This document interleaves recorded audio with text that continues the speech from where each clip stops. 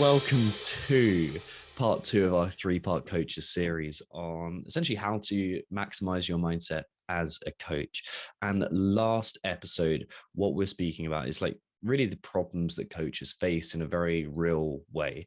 And what I want to do today and what we want to do today is dig down into why that happens. Like, what are the root causes of them, especially from a mindset perspective? Because yeah, there's some skill based in there, like in terms, especially when we're talking about like finances and sleeping. There's some skill in there, but there's also a huge mindset component. Mm, So Rachel, if we start with let's start with burnout here. So one of the yeah. problems that we find coaches face the whole time is burnout. What kind of contributing mindset factors are there? Why might someone have, Mm. like, what makes the mindset behind someone who gets burnt out the whole time?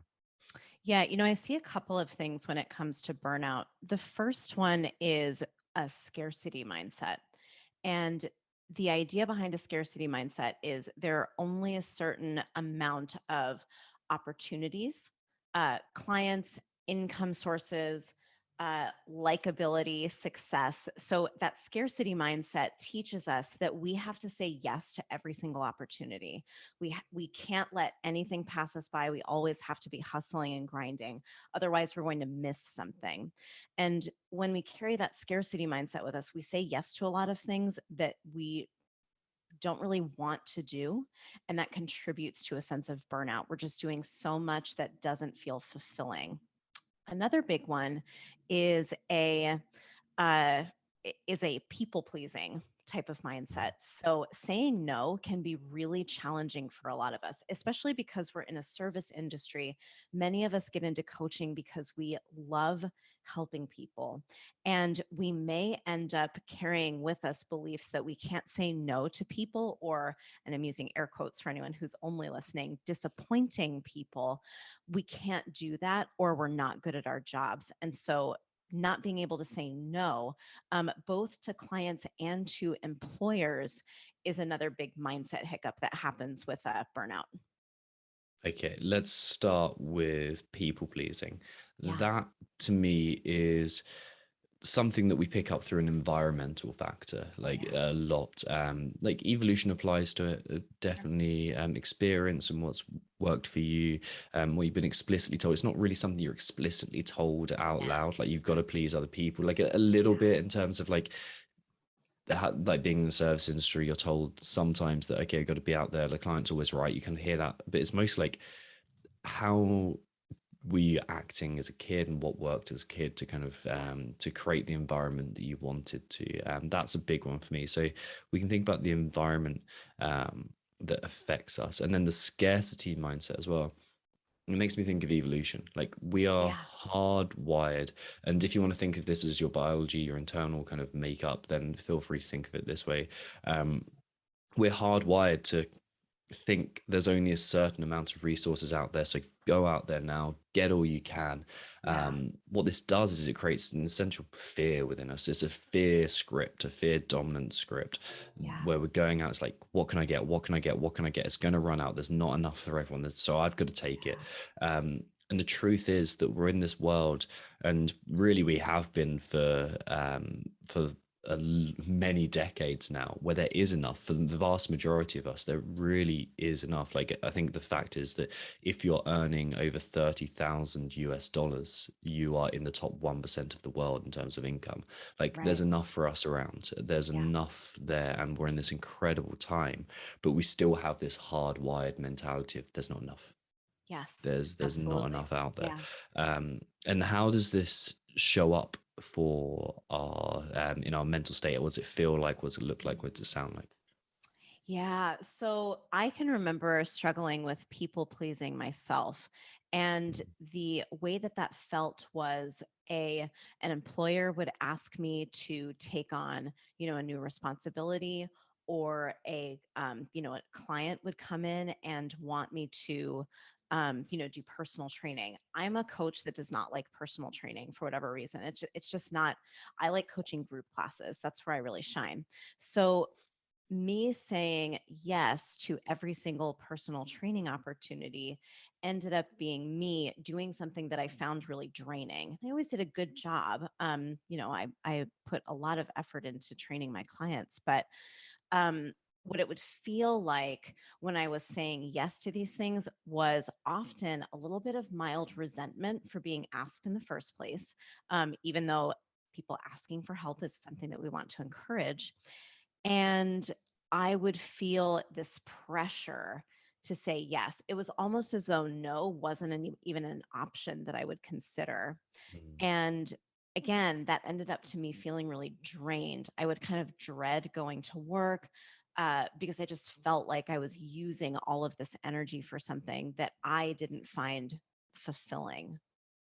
A good little test here is how much of your time are you dedicating to tasks that feel energy out, and how Yeah. much are you feeling dedicating towards energy in. Yeah. And like, there's some things that you do within coaching that feel like, this is giving me so much energy, this is Yeah. just making me feel good, this is like, this is the one, this is exactly what I need. And there's Yeah. some that just feel like a drain, and to Yeah. other people feel like an energy in. And the Yeah. more you can dominate your time with energy in activities, the more you will be kind of, well, crushing it. You'll feel like you got energy. You won't feel burnt Yes. out the whole time, because like the ideal situation for any coach and any human being is to be making a career out of something you'd do if you weren't getting paid for it. If Yeah. you weren't, if you weren't, like, if you were completely open to spend your time how you wanted to, what would you do anyway? And there's elements of coaching that are definitely that for a lot of coaches. So the more Yes. time you spend with that, of course, there's always going to be times when you have to do NG out activities. That's part of Yeah. being human. But Yes. as the fewer they can be, the better. Yeah. So what inevitably happens is, when our mindset's in the right place, we've identified, this is where I want to go. Like, when we've trained our mindset, part of that is aiming up, looking at success, Yes. thinking, what is success for me? And leaning into those strengths, leaning into your own individuality. And that forges this path where, not that burnout isn't an option, because it's always an option, but you've got less chance of it. Like, you're driven, you're excited, and like, Yeah. you're not spiritually burnt out, or at this deep level burnt out, because it Mm. means more to you than the fatigue that you encounter. So you've always got this internal drive. Yeah. And, I remember that early when I started mindset work, you pointed out that a great way to determine if you wanted to do something or if it may not be in line with your goals was if the answer is anything but hell yes, then the answer is no. Mhm. And that can be a really Exactly. helpful way of determining like what actually drives and motivates us and energizes Yeah. us. Yeah. And we've got to have some self-knowledge for that. Like, a trained mindset is one where, and what we should be aiming for as a coach is one where you know what your energy in tasks are. You know Yeah. what is a hell yes for you. And if you don't, and if you feel obligated to because of some narrative that is going on underneath, then we need to change things. Then we need to Exactly. work on that mindset. And that's a surefire sign that, hey, like, if you don't know your energy in tasks, that's a surefire sign that you need to do some diving and know where you want to head as well. Absolutely. So we've got this people pleasing element, got the scarcity mindset. Mm. Another big one that I'm going to bring up because, like, well, it's personal to me and I've experienced a lot, is like, I'm not clever enough. I don't know Mm. enough. And that, for me personally, came from an environment where being right, being seen as intelligent, was a way to get um, affection and attention. Yeah. Um, and I think this is something that is really prevalent in our culture. So again, we're talking about an environmental factor that Yeah. builds this narrative of, like, I've got to be the cleverest person in the room. And the fact is that if you are the cleverest person in the room, you're probably in the wrong room. Like, we need to Mm. change things up. Mhm. And usually I always found myself looking around thinking, either, oh my God, they know so much and I don't, or judging their knowledge, pretending that it wasn't important, because that was a way to like bolster my own ego and bolster Yeah. my own self. So that was like, yeah. So there's that one too, that like I'm not clever enough, I don't know enough. um Yeah. what do you Mm. see as the kind of the mindset behind this, Rachel? Like how does that get created in your opinion? I'm not good enough. I don't Yeah. have the, yeah. Yeah. So, you know, I had something similar, honestly. I grew up being also praised for my intelligence, and that creates what we would call a fixed mindset, which means that we're very performative in what we do. We try to avoid looking stupid or failing or being embarrassed. And so we may expend a ton of energy trying to look good, and that's can lead to people pleasing, and that can lead to a lot of like judgment of other people and of ourselves. So success here in terms of mindset looks like, Yeah.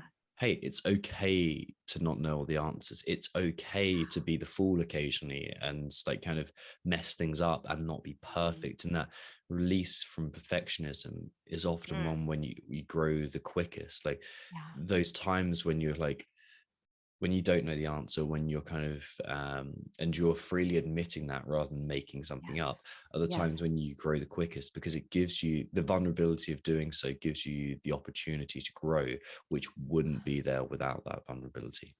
And honestly, athletes connect more to coaches who can answer questions like that. Honestly, like, I don't know, let's find out together what the answer to that question is because it's a really good one. That's way more connecting than being the know-it-all who some for some reason knows every answer and is an expert in everything. That's not a Yeah. reasonable expectation for any coach to have of themselves.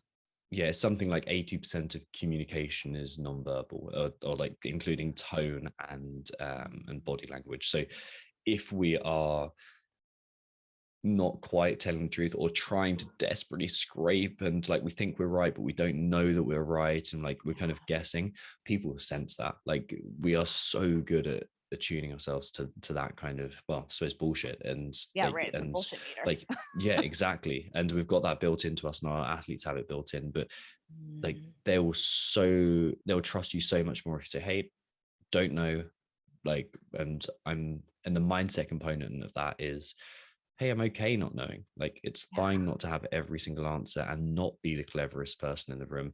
And ironically, that leads you to so much more knowledge than you're ever going to get by pretending that you are the smartest person. Yeah, 100%. Our podcast with Adam Nefer covered this really nicely, right? Like he knows what he's the expert in and what he's not the expert in, and creates a team for Justin Medeiros so that he is getting the knowledge and skill set that he needs to be the best in the world. Exactly right. Yeah. Another big challenge that I see, or the belief that is kind of is behind a lot of these challenges that coaches face, is Yeah. that I'm not fit enough, not strong enough, I don't look the right way, I'm not athletic enough. This kind of this belief that I have to be the perfect athlete in order to Hmm. coach athletes. And we dove into this last time, but it's Yeah. worth bringing it up again. What contributing factors build Mm. into that, do you think, Rachel? Yeah.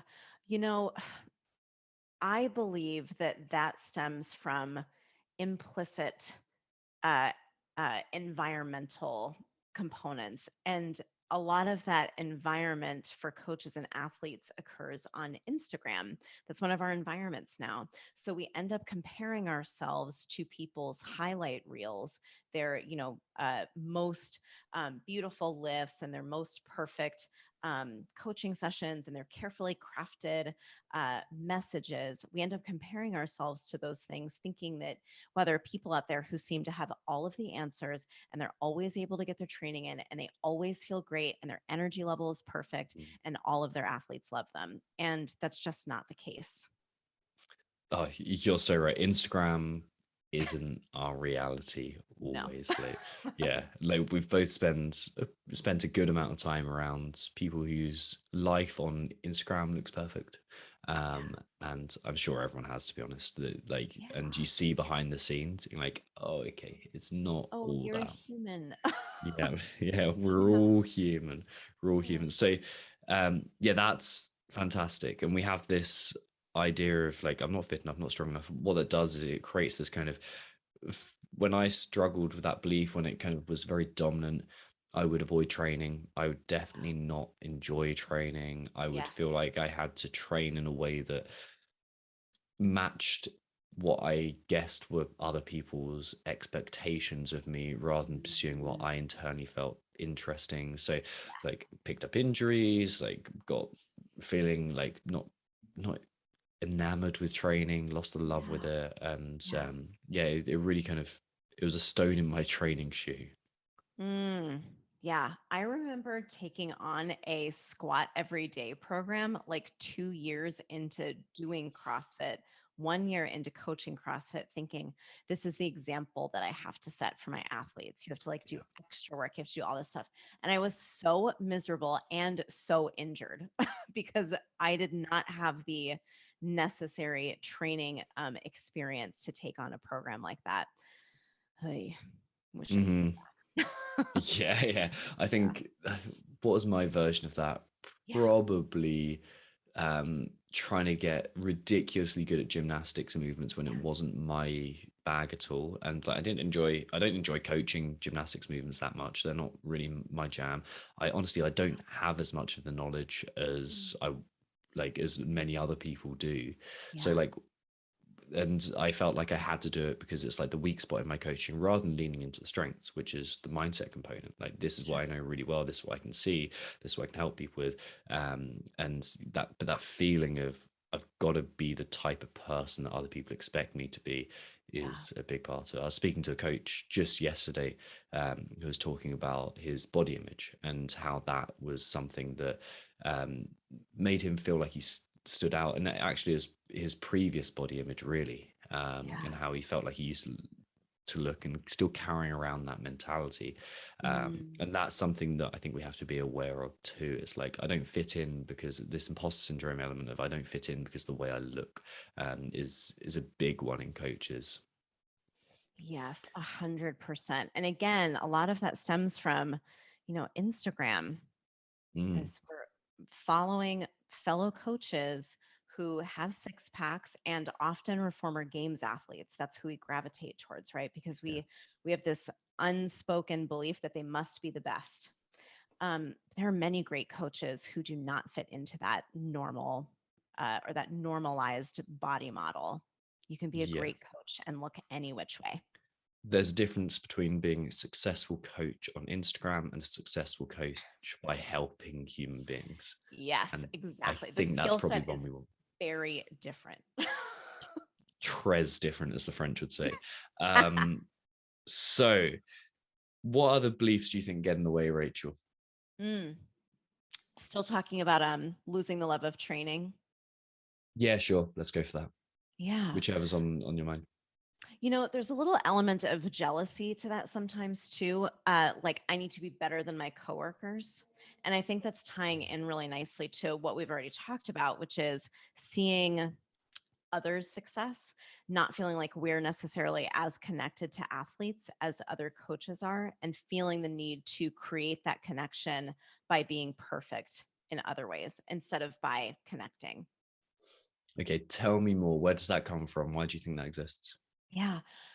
I think that we carry all of us, every single one of us, I think that we carry perfectionism as a cultural belief. We believe that in order to be successful, we have to be perfect. And perfection can mean looking a certain way, acting a certain way, and often acting a certain way leads us to being inauthentic. And that's why we're not connecting with athletes.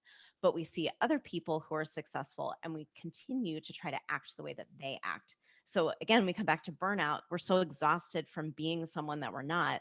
Now we no longer love training. Now we're feeling burnt out. It's a Mm. vicious cycle. So many of these beliefs that we're talking about, and this is true for everyone, whether we're talking about athletes, whether we're talking about scientists, whether we're Yeah. talking about parents, whether we're talking about coaches, or Mm, environmental. yeah. This all seems to be the hardest beliefs to shake are the ones that fit most neatly into society at large, because a Absolutely. lot of them have truth to them to some degree, Yeah. and some of them just need to be thrown out, and elements of others need to be thrown out. um, so the ones that are normal in society are often the most pernicious. They kind of they Mhm. eat away at us, and we don't really realize. So we've got to be particularly aware of like what was our environmental factors when we grew up, and how could this affect us. Yeah. and really digging into that is important. Mm. And then some of these as well are kind of experiential based, and Yeah. what worked once for us, sometimes we hope that it's going to continue working, so we create a belief around that. So Yeah. for example, maybe you did get some attention when you PR'd your clean by 20 pounds, and the whole gym was like rooting for you, and you did it in the open, and then you got some like personal training clients, or people ask you to program, whatever it was. And Yeah. it's like, therefore the belief is that I've got to be this good athlete, I've got to be better than everyone else, Yeah. and that side. Mm, absolutely. Or you're watching yourself not get attention while other people get attention, or Yes. you're viewing someone being praised for something, and we learn, oh, that's how we get recognition is by being a certain way. We're back to that Yeah. fixed mindset versus growth mindset. So again, if we're looking at what a good mindset looks like here, Yeah. it's someone who's leaning into their individuality Mm, without a trace of shame, yeah. and someone Yeah. Being who's proud of who just, we are. yeah, exactly. And accepting that, hey, I'm going to have some differences, I'm going to be slightly different from other people, and Mhm. that's okay, and I'm going to have my own idiosyncrasies, and that's actually a good thing. Yeah. And so really knowing your ultimate direction and knowing a bit more about yourself, like to know thyself, that that's what we want, and Mm, to understand yourself. And then also, like, again, having that presence and focus of like, this is where I am right now, and I'm not going to get wrapped up in these thoughts, and I'm focused on now. And like, I can watch these thoughts come and go that say, "Oh, you've got to be doing this to fit in," or like, you're not good enough to be here, and you watch them come and go without getting wrapped up in them, and realizing that they're just mm, thoughts, they're just emotions, they're just yeah. sensations and the things you're experiencing. They're not who you are, and they're not your world. Yes. Yes, exactly. It's a hard one to wrap our minds around because we think that we are our thoughts, but we're not. Yeah, you're the person or the thing observing your thoughts, which is a very Yes, different thing, which is why you can exactly. watch them. They're Yes. not you. Yeah.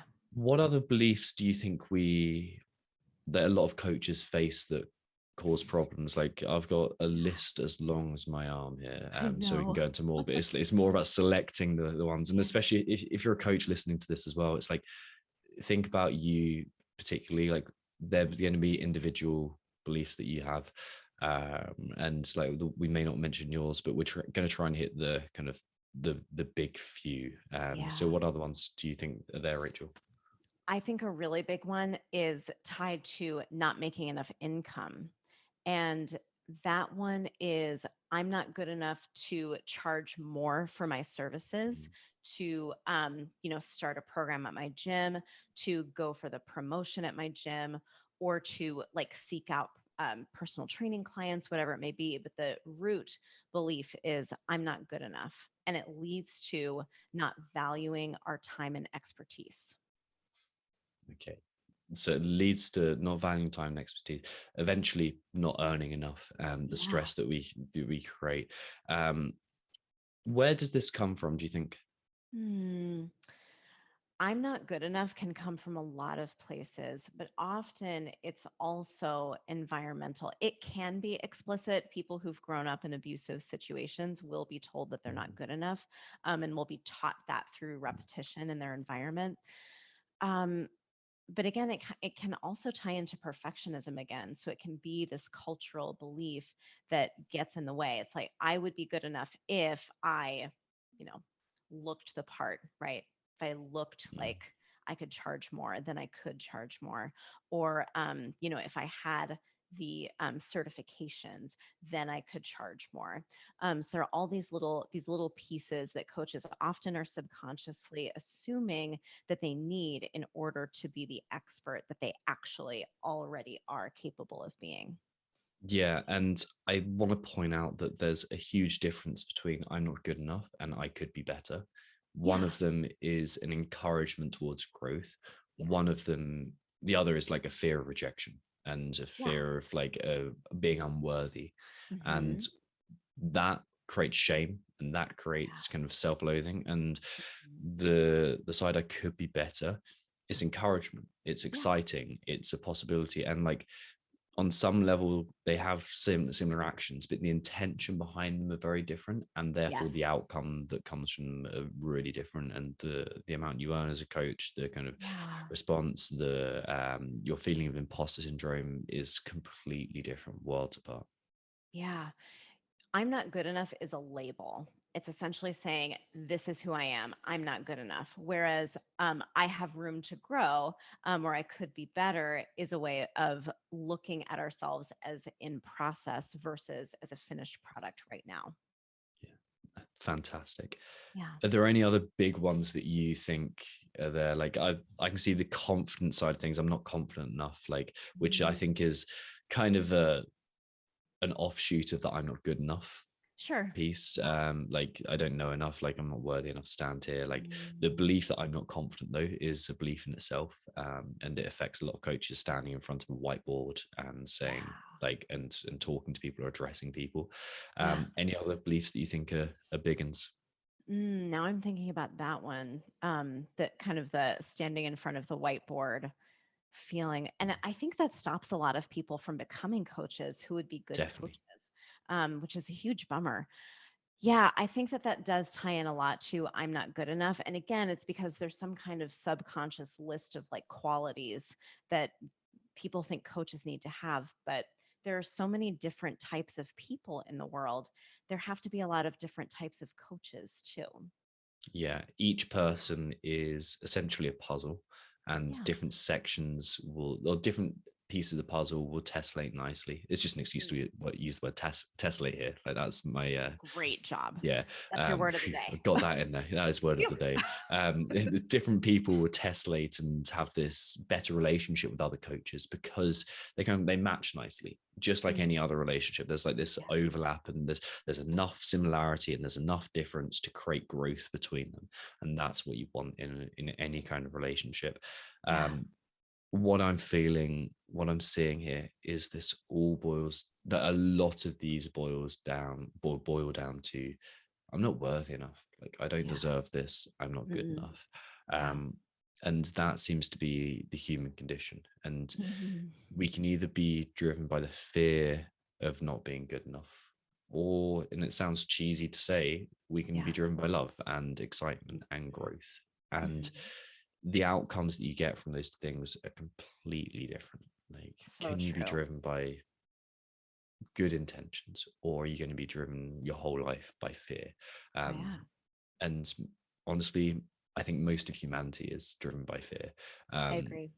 but being able to step out of that, and it's a really hard thing to do. There is a Yeah. system to do it, but it's a really hard thing to do. Yeah, there's a process behind it, which we'll go into in the Mm, next podcast episode to kind of yeah. wrap this piece up. But before we do that, um, let's quickly discuss what a good mindset looks like and a Yeah. trained mindset looks like in a coach. Yeah. And we'll apply it to the Mindset Rx method in a bit. But like Rachel, what do you see as like commonalities of a trained mindset in coaches? A trained mindset in coaches, the first thing that we notice is that they are really relatable, even though they're all different. And it's because of that authenticity piece.